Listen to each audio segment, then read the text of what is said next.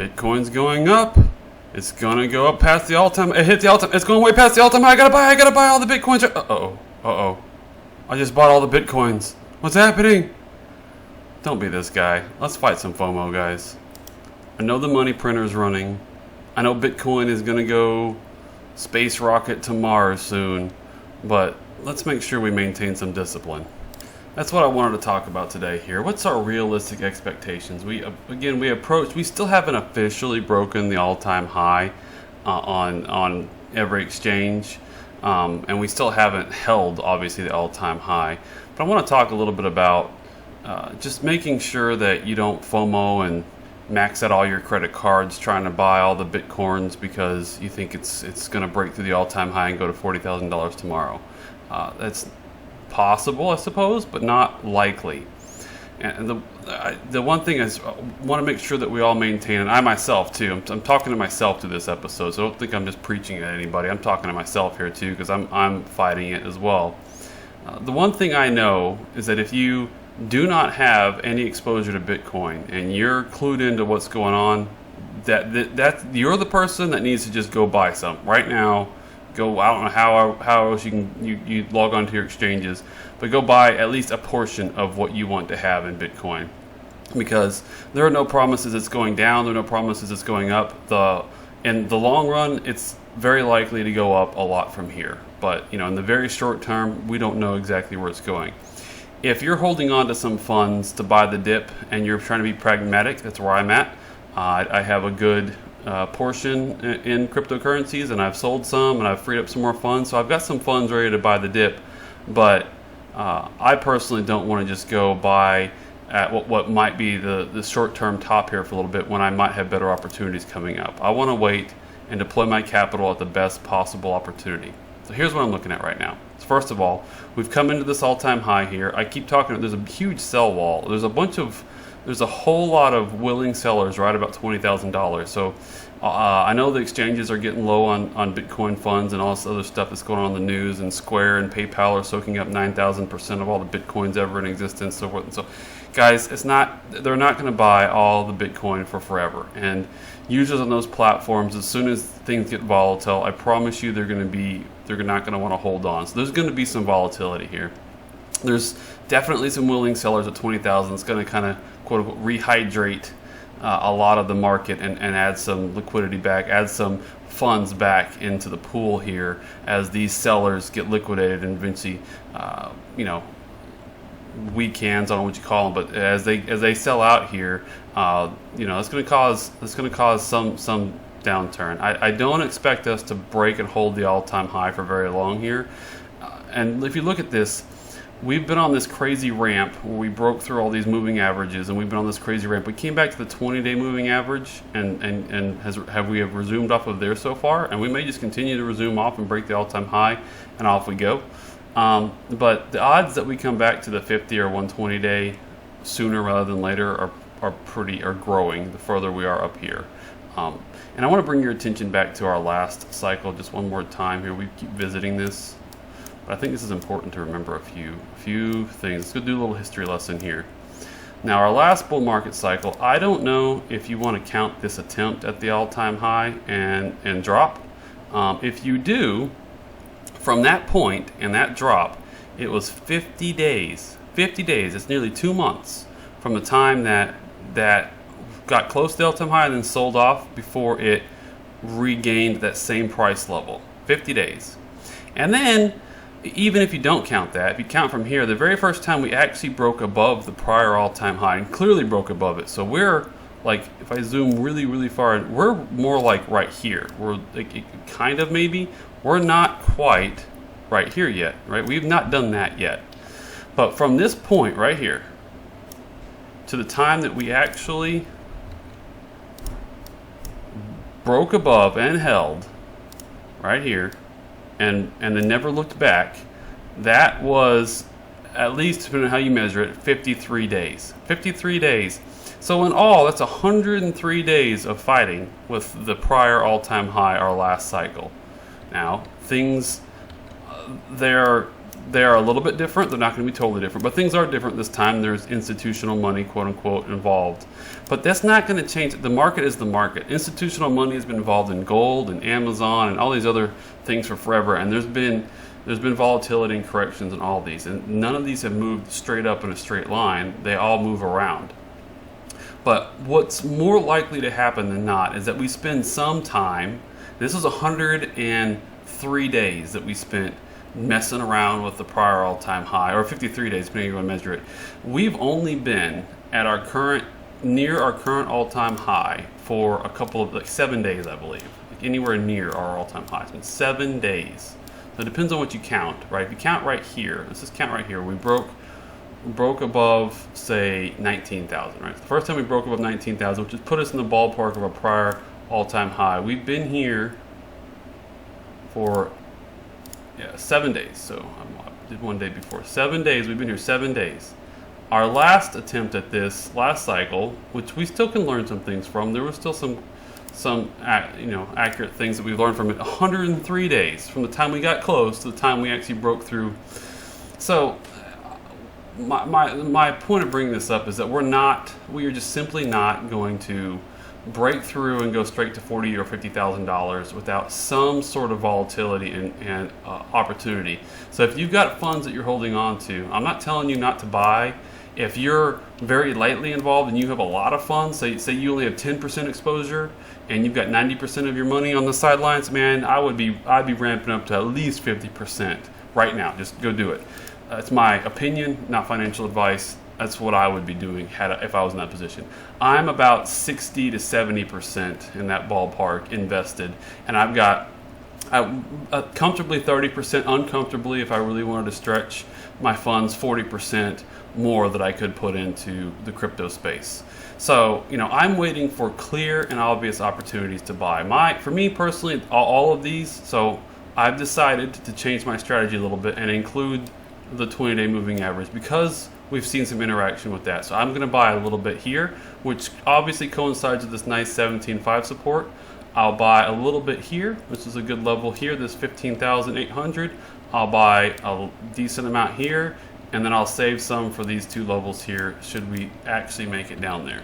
That's my current. I'm going to scale in.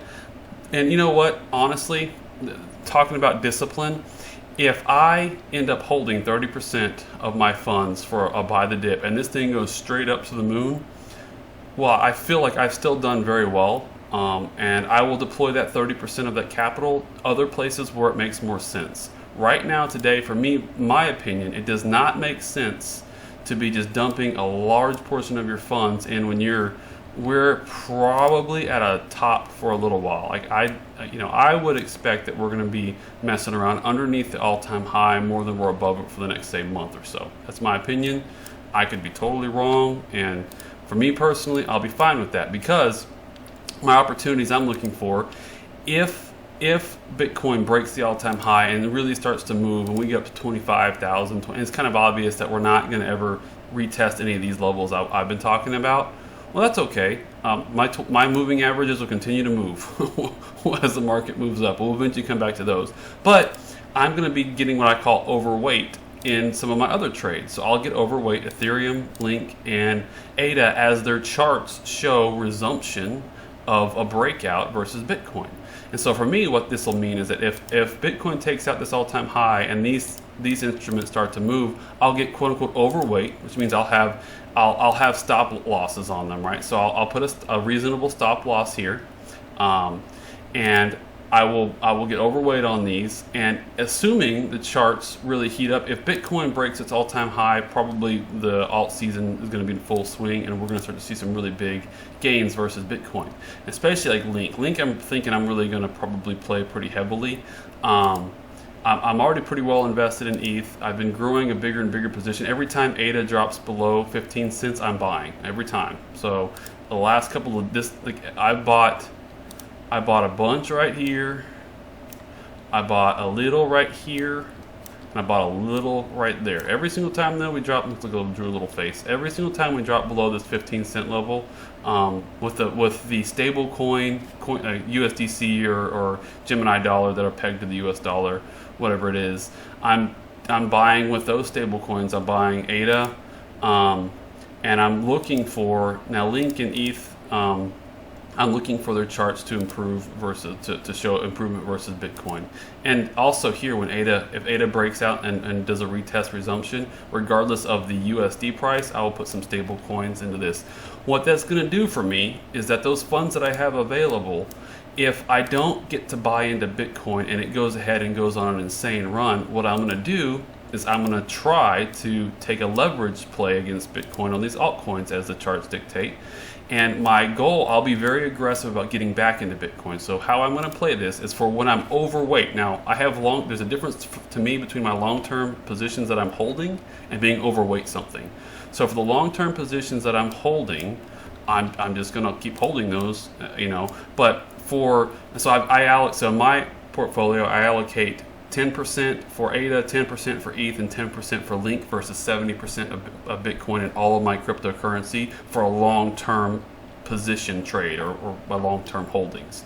Now, I will go above those 10% thresholds, say 15 to 20% in some of these as a trade versus Bitcoin. But I'll be very active so if, say, Link, the one I'm really watching here, my little rocket ship move out of the way. All right, so if Link breaks out of this nice wedge that we're in, I will probably buy some more Link whenever we break this local top right here. I do think that that's going to start to set off something, but I'll take a little bit here. I'm really going to look for a breakout here. I will take some on a breakout, and I'll really be waiting for this CTM style retest and resumption. Then I'll go pretty heavy. So I might add 1 or 2% here, maybe 1 or 2% here, and then I might go another 5% here, get myself up to a full 20% of my position in Link if we get this type of movement. Now, I'm going to be very aggressive, knowing that this could go really, really, high. I'm going to be fairly aggressive, and as we come into these levels of resistance here, say maybe here, I'm going to shave some, and I will trade that back into BTC. I will not sell it for fiat. I'm done by going to stable coin, right? So every one of my trades is for BTC. So if we were to make this move here, somewhere right about here, I might be up to 20% of my entire portfolio into Link. But I will put a stop loss, and the stop loss will be versus BTC. So my stop loss will be, if I drop down, I get below, say, this level, I'll simply drop back into BTC. So if Link starts fading on me, I will have bought this with stable coins pegged to the US dollar. My stop loss, though, will be against BTC. So if we drop versus this level below, say, right here, one of these levels here that I pick, I will simply sell my Link for BTC in that stop loss order. But I will be looking to take profit on my Link trade. And so say I'm 20% in total. At this level, I'll take at least 5% off, right? I'll take 5% of that and I'll trade that back into BTC.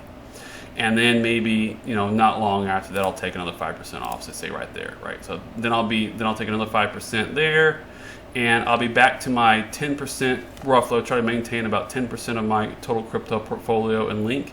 And then I will shave that other 10%, that overweight 10% I was, and turn that into Bitcoin. So what that's going to do for me is I don't feel the FOMO right now of having to buy Bitcoin right here, because if Bitcoin breaks out, the alts are going to appreciate versus Bitcoin. They are going to outgain Bitcoin.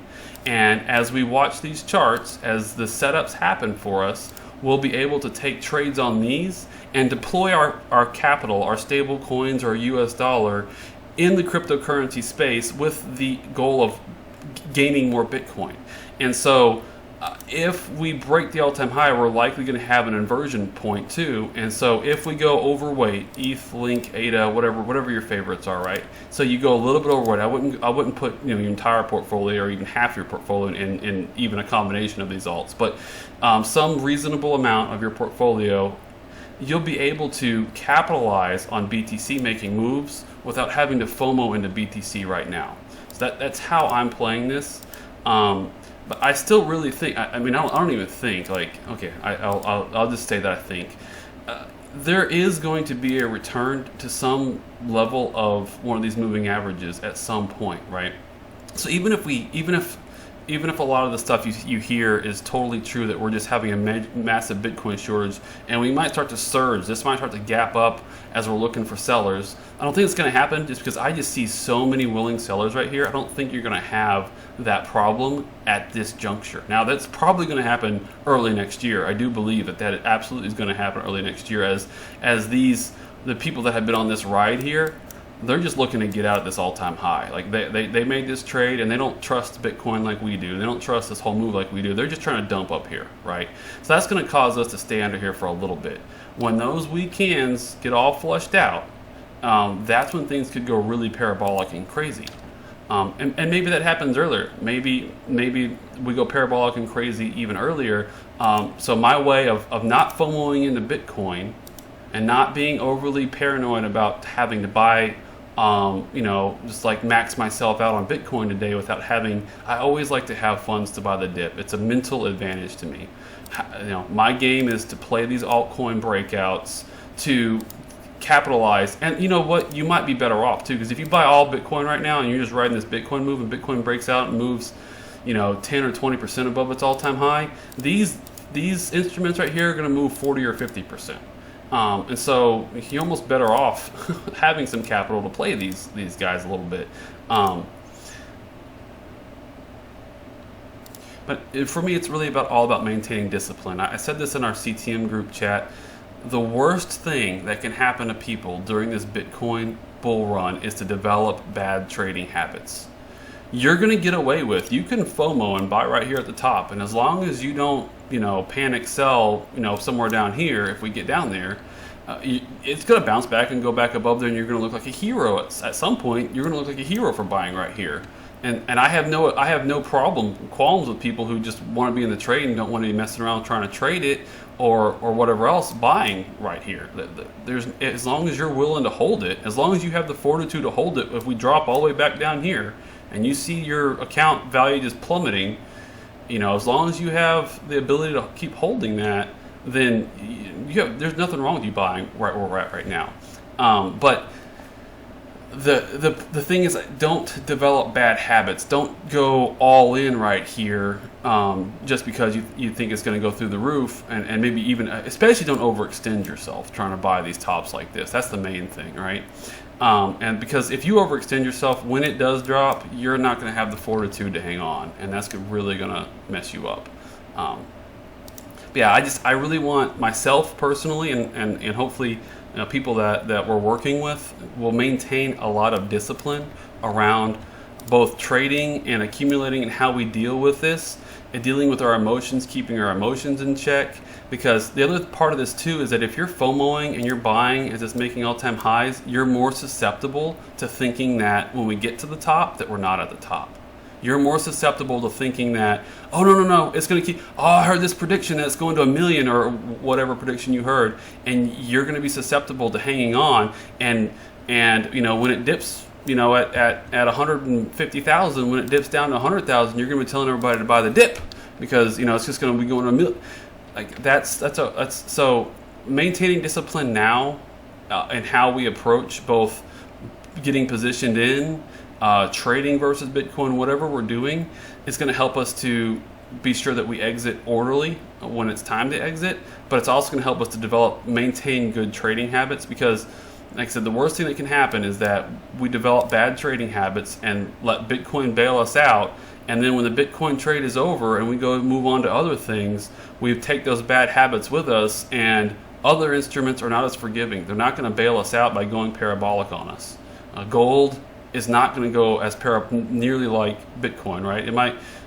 Gold might have a good run when we get out of here, but we're going to need a lot more discipline. So the main takeaway is I just want to make sure that everybody that I'm working with in any capacity or learning from my peers in this space, that we all maintain discipline, and we have a plan, and we stick to our plan.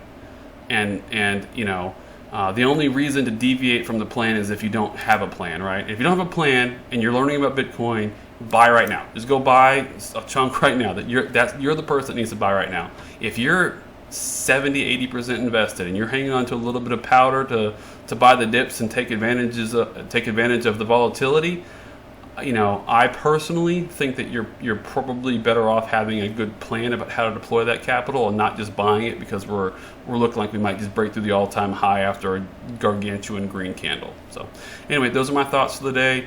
I hope this video helps a lot of you guys to settle your nerves. And look, we have a backup plan. We have a backup plan, right?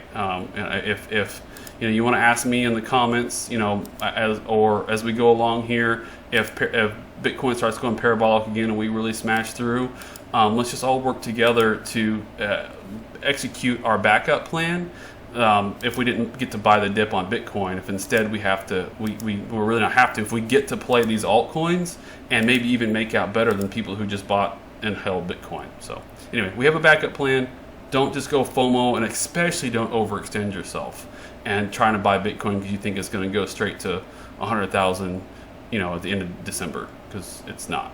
All right, everybody, well, take care, guys. If you like this content, like and subscribe. You know, let me know in the comments if there's anything else you'd like me to cover, any questions you have. I appreciate the support.